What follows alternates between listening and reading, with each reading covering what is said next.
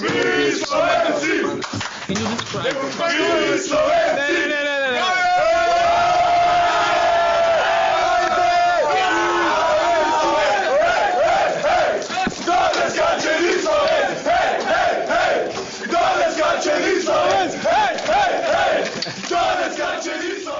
Put your head up, play!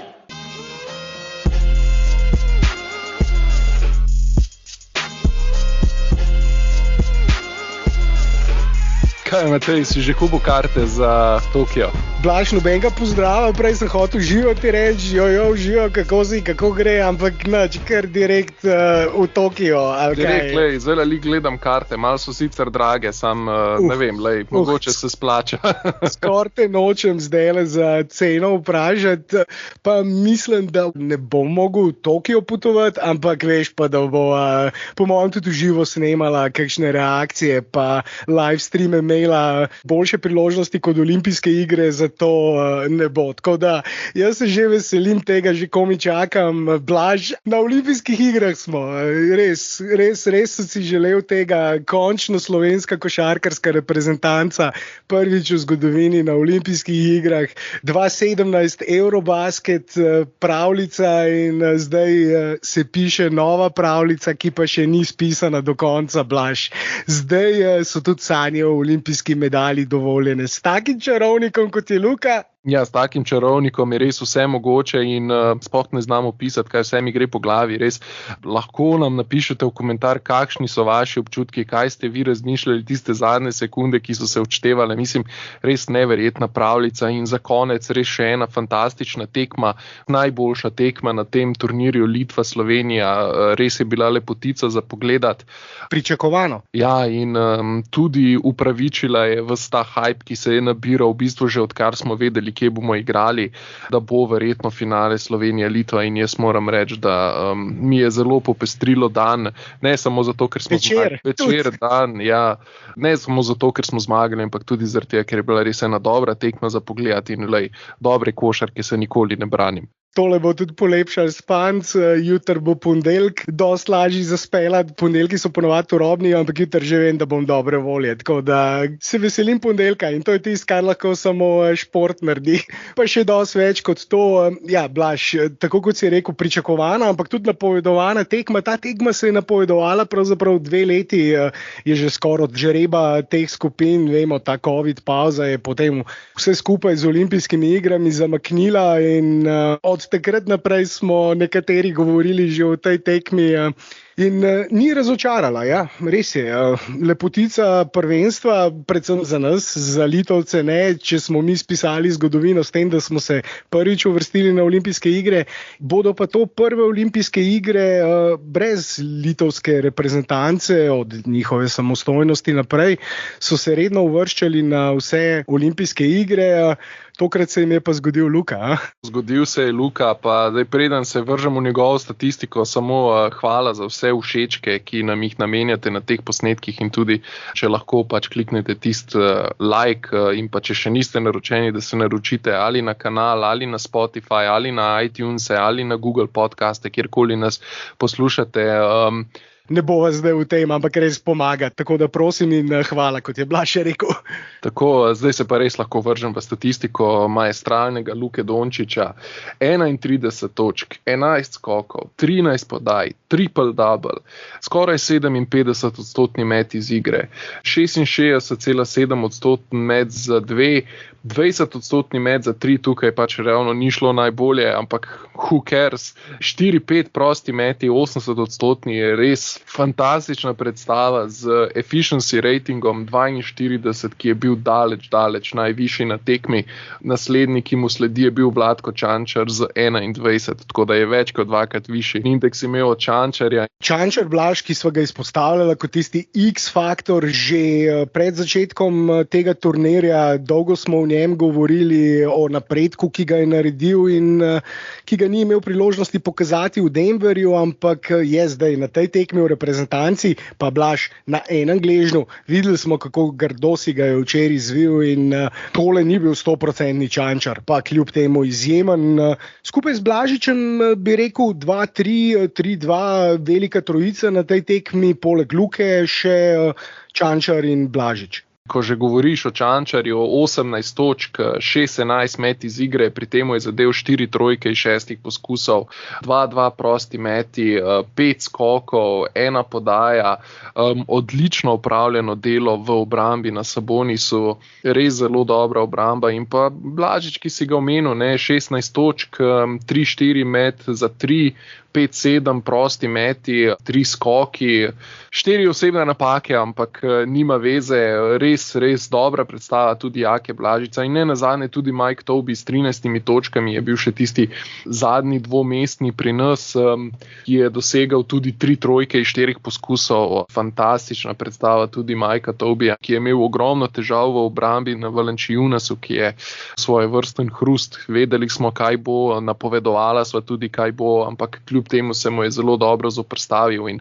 res vrhunsko. Bi pa omenil še enega skrivnega reprezentanta v narekovajih, ki ni dosegel niti ene točke, pa je opravil izjemno dobro delo v obrambi. Edo Murić v obrambi nad Sabonisom in Valanciunasom. Res, jaz sem gledal in sem se spraševal, bolje zgledal, kot da ga je prijel nek res dober obrambni igralec iz NBA-ja. Ja, Edo je bil dober, ne vem, če je bil tako zelo dober, ampak njegov hustle, njegovo delo, ki ga upravi v obrambi, tudi tisto umazano delo, ki ga upravlja, tisto delo, ki ga pogosto ne zazna statistika, je na tej tekmi odlično opravil. Tudi Zoran Dragić je imel zelo dobro tekmo, njegov plus minus na tej tekmi 14, skupaj s Čančarjem, tretji najvišji, Luka je imel drugega najvišjega, plus 15, Mike Tobey pa plus 18. Tista negativna... Si hotel reči Miha. Miha, tako ja. Po novem Miha je sam sporočil na Twitterju, da Blaž. Tako je, ja, na Twitterju je sporočil, kličite me Miha, tako da očitno je Miha. Ja, imeli smo Tončka, zdaj imamo pa Miho in je lepo videti, da se tudi te naturalizirani Američani tako odlično vklopijo v našo ekipo, kjer je kemija izjemna in to vsi fantje na čelu z Luko ves čas v en glas ponavljajo. Luka je skoraj da brez besed ostal, ko so ga vprašali o tem, kakšna kemija je v ekipi, je rekel, to je taka kemija, da take ni. Tako da je preprosto in na kratko povedal vse o tem izjemnem vzdušju, ki vlada v ekipi, ampak to sem hotel omeniti Mike Tobey, Miha, ja, plus 18, najvišji plus. Najvišji minus je imel Dimec in tukaj je še nekaj rezerve. Čeprav Blaž, mislim, da je svoje delo dobro upravil. Res so sodniki vsak kontakt na Sabonisu in Valanciunasu sodili. Tudi Čančar se je dobro boril s Sabonisom. Na koncu Sabonis 9 točk in 6 skokov, Valanciunas 14 točk in 6 skokov. Sicer učinkovit met iz igre, ampak oba tudi z najvišjimi minusi oziroma z tretjim in drugim najvišjim minusom. In mislim, da je ta njun minus šel tudi na račun tiste njune skupne igre na parketu. O tem Blaž sva pa tudi govorila. Ko bosta skupaj igrala na parketu, bomo mi dobivali odprte trojke, povsem neovirane trojke. Luka je mašina za neovirane mete, boljših metov, kot jih igralci dobivajo, ko igrajo z Luko. Dobivali so jih samo še s kakšnim Magicom, pa Stevom Nashem, pa Isaiah Thomasom, pa z Johnom Stocktonom, s Chrisom Paulom, tudi LeBronom Jamesom. Nikola Jokićem je podajalec na tem nivoju, tudi čeprav jaz mislim, da ne tako dober kot Luka, ker ne igra na enak način in malce drugače ustvarja priložnosti soigralcem, ampak njun pregled je božanski, pa da se ne bomo zdaj v to debato spuščala, Blaž. Ja, in v bistvu polčas je bil izenačen 52-52, potem v drugem polčasu pa smo dejansko potem pokazali pravi obraz. In glavna razlika v bistvu med prvim in drugim polčasom je bil ta, da smo bolje zadevali z razdalje. Zadeli smo več trojk.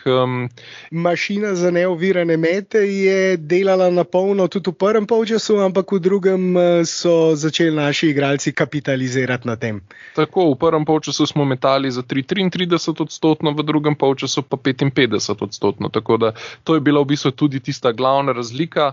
Zadevali smo tisto, kar smo morali in to smo midva tudi v napovedniku že povedala. Če bomo zadevali odprte mete, če bomo zadevali trojke, do katerih bomo prišli, ko bosta pač na parketu skupaj igrala Sabonis in Valanciunas, in če bomo to izkoristili, bomo tekmo dobili in točno to se je na koncu tudi pokazalo. Pa druga stvar, Blaž, ki so jo tudi izpostavila v najnem napovedniku, skok. Dobili smo skok 37-34, napadalni skok 9-7, 28-27 obrambni skok. Kljub temu, da imajo Litvanci te dve živini, če tako rečem, pod obročem, Sabonisa in Valanciunasa še posebej, na koncu niso dominirali pri točkah po ujetem skoku v napadu, 9-8 je bilo za njih, ampak smo mi, poleg boljšega meta za 3, dobili tudi dvoboj pod obročem. V raketi 36-32 za nas, iz protinapadov 6-4 za nas, po izgubljenih žogah nasprotnika smo pa mi dosegli 12 točk, Litvanci pa 7. Edina prednost Litvancev je bila njihova klop, 35-9 za litvansko klop, ampak na srečo nas to ob dobrih rotacijah selektorja Sekuliča, ki ga morava tudi pohvaliti, veliko dvomov je bilo, Blaž, pred tem turnirjem o njem. Ja, na zadnje sva jih imela tudi midva in se sedaj lahko posujeva s pepelom. Ne? Je svoje delo Sekulič opravil odlično, rotacije na tej tekmi sem omenil in je nekako neutraliziral ta slabši učinek klopi tudi s tem. In tudi dobro se prilagajajo na sami tekmi, ko so igralci prišli v težave z osebnimi napakami. Tako da čestitke si tukaj zasluži tudi Aleksandar Sekulič in vodilni na košarkarski zvezi, ki so ga postavili na ta položaj. Ampak so dokazali, da vedo, kaj delajo in so sistem zopet, tako kot z Eurobasketom, vsaj po mojem mnenju, zaslužili tudi čestitke. Kapa dol vsem, od prvega do zadnjega, od fizioterapeutov, zdravnikov, predvsem zdravniki pa fizioterapeuti, ker vemo, Čančarja mogoče danes ne bi bilo v postavi, če ne bi imeli odlične zdravstvene službe, selektor, pomočniki, od prvega do zadnjega igralca, res kapo dol in upam, da res ta pravljica še ni končana in da bomo pustili pošten pečat tudi v Tokiu. Ja, Blaž, Luka je že pred samim začetkom tega turnirja povedal, da misli, da je ta reprezentanca sposobna še več, kot se samo kvalificirati na olimpijske igre. Njegovi cilji vemo, da so vedno najvišji. Me prav zanima, ko ga bodo konkretno vprašali o pričakovanjih na olimpijskih igrah, ali bo zopet rekel medalja, bo zopet meril tako visoko, skupina ne bo lahka. Mogoče lahko rečejo potem tudi nekaj o sami skupini na olimpijskih igrah, ki je že določena, vemo, kdaj bomo igrali, vemo, s kom bomo igrali in mislim, da bo Luka tudi tam meril najviše, Blaž. Ko ravno omenjaš izjave Luke, so ga po tekmi vprašali, kaj mu pomeni ta MVP naslov, ki ga je osvojil kot najboljši igralec na turnirju, in je dejal, da mu je v bistvu za ta naslov povsem vseeno, da glavno mu je, da so zmagali to tekmo in da so se uvrstili na olimpijske igre prvič v zgodovini Slovenije in da vsak otrok sanja v Sloveniji, da bi enkrat zaigral na olimpijskih in da je on tudi sanjal o tem in da je sedaj tam in da si zaslužijo biti tam in definitivno, mislim, kar so prikazali na tem turnirju, si brez dvoma zaslužijo biti na olimpijskih igrah. Ja, Blaž, ko omenjaš sanje zdaj, kot sem rekel na začetku, tudi sanje o medalji so dovoljene. Proti kom bomo pa poskušali dosanjati te sanje? Ja, lahko mogoče že to pogledava? Skupina bo zanimiva, igrali bomo proti Argentini, Španiji in pa gostiteljici Japonski. Verjetno ni treba posebej omenjati, da Japonska tukaj ni konkurenčen nasprotnik, bosta pa zelo zanimivi tekmi z Argentino in Španijo in prvo tekmo igramo 26. julija zjutraj ob 6:40, če še ne veste, proti Argentini.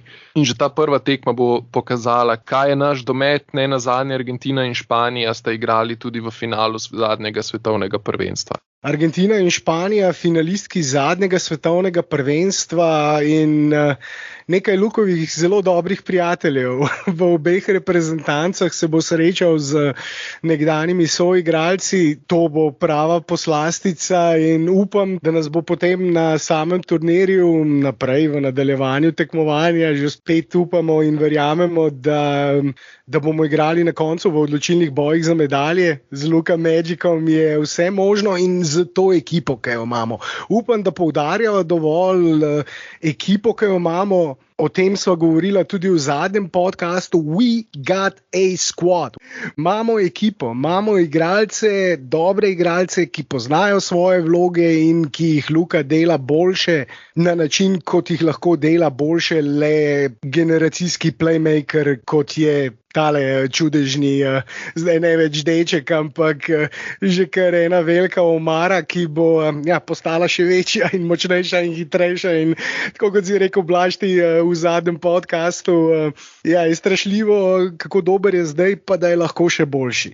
Ko ravno omenjaš prijatelje od Luke Dončića, samo v španski reprezentanci jih bo cel kup, ampak je treba pa tudi povedati, da španska reprezentanca kot taka je stara reprezentanca. Bom rekel, njihovi glavni nosilci, bom rekel, Ricky Rubio 30, Sergio Rodriguez 35, Llull 33, Gasola 40 in 36, Rudy Fernandez 36, Viktor Claver 32. Ne, tako da gre za izkušeno reprezentanco, ampak hkrati tudi staro in mislim, da imamo proti njim kar lepe možnosti. In potem, če pogledamo še nekoliko v Argentini, Facundo Campazzo je verjetno njihov najboljši igralec in tudi ga Luka zelo dobro pozna iz Reala. Imajo pa seveda še tudi nekaj drugih odličnih košarkarjev, tako da bo zelo zanimiv turnir in jaz mislim, da nismo brez možnosti. Jaz mislim, da sta obe in Španci in Argentinci primerljivi z litvansko reprezentanco in če smo premagali Litvo, zakaj ne bi tudi njih? Ja, pri Argentini bi lahko omenil še legendarnega Skolaja, ki je tudi še vedno zraven pri 41 letih, neuničljiva mašina, basket mašina, stroj, še vedno vztraja, La Provitola, tudi še vedno igra, nadarjeni Vildoza, Gabriel Deck tudi, ki je v Realu igral letos v NBA-ju v Oklahomi, solidno zgledal na nekaterih tekmah, dve odlični ekipi. Mislim, da je Argentina v tem trenutku malo boljša. Na zadnjem svetovnem prvenstvu je Španija dobila ta finalni dvoboj in postala svetovni prvak. Ampak to, Blaž, kar si omenil, izkušena, ampak stara, zelo, zelo v bistvu stara. Jaz sem v bistvu pričakoval, da se bo nekaj teh legend že reprezentančno upokojilo in je treba res pri takih igralcih, kot so Skola, oba Gasola, Po in Mark, tudi Sergio Llull po težki poškodbi kolena in je že kar v letih, Sergio Rodriguez, Fernandez, res kapo dol pred vsemi, da pri teh letih še vedno so pripravljeni toliko časa žrtvovati in igrati za reprezentanco. To je res nekaj vredno občudovanja.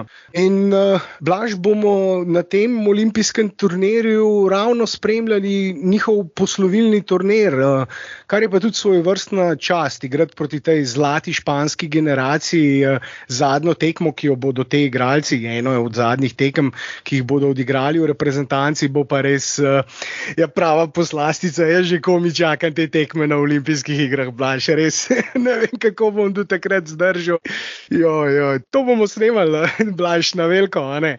Ja, in definitivno tudi bolj podrobno pregledali naše nasprotnike pred začetkom olimpijskih iger in pa verjetno tudi povabili kakšnega gosta, da še posnamemo nekaj, preden se bo ta olimpijski turnir začel, tako da podcastov, debatiranja in vsega bo več kot dovolj. Ja, je zaključila zdajle. Ja, se več itak ni zapovedati, no, Slovenija.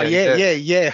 Lahko bi že celo noč govorila, ampak da ne bova celo noč snemala, pa da bojo lahko jutri tudi še kaj drugega poslušali in gledali zdajle reakcije in vsega mogočega tudi na Twitterju. Blaž, mogoče jaz bi zaključil s tem, vidi se, koliko naši športniki v teh dneh pomenijo za našo državo in O tem so že dosti govorila. Je treba spoštovati naše dosežke v kulturi, v znanosti. Imamo sposobne ljudi v vseh sferah družbe, ne bomo v politiki, ampak v ostalih sferah imamo res izjemno sposobne ljudi povsod.